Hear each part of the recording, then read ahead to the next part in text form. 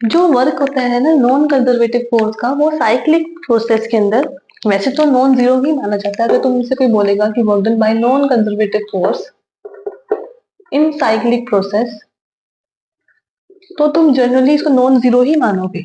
But ऐसा बोल दे कि क्या ये जीरो हमेशा होगा, हमेशा नहीं होगा, कहीं कभी जीरो नहीं हो सकता, तो ऐसा नहीं है। It may be zero. Example तुम इसका लिख सकते हो कि अगर मैं एक ऑब्जेक्ट लूं, उस ऑब्जेक्ट को एक थ्रेड से बांधकर सर्कुलर मोशन में घुमा दूं, तो इससे क्या होगा, इससे यहाँ पे टेंशन डेवलप होगा। इस टेंशन का इस सर्कुलर पाथ में वर्क कितना होगा, इस पूरे साइक्लिक पाथ में वर्क कितना होगा, जीरो होगा, क्योंकि दोनों के बीच में यहाँ पे जब ये मूव करेगा तो इसकी और वेलोसिटी वेलोसिटी और टेंशन के बीच में कितना एंगल है, 90 डिग्री का एंगल है, तो वर्क इसका जीरो रहेगा।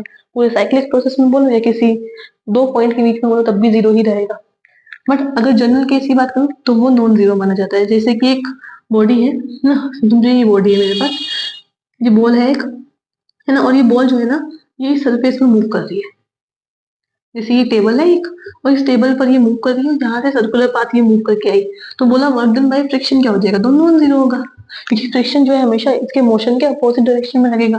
जब ये बॉल आगे जाएगी तो फ्रिक्शन पीछे लगेगा, है ना, फ्रिक्शन इससे पीछे लगेगा, तो हमेशा नेगेटिव वर्क फ्रिक्शन का यहाँ पर होगा, तो नॉन जीरो होगा।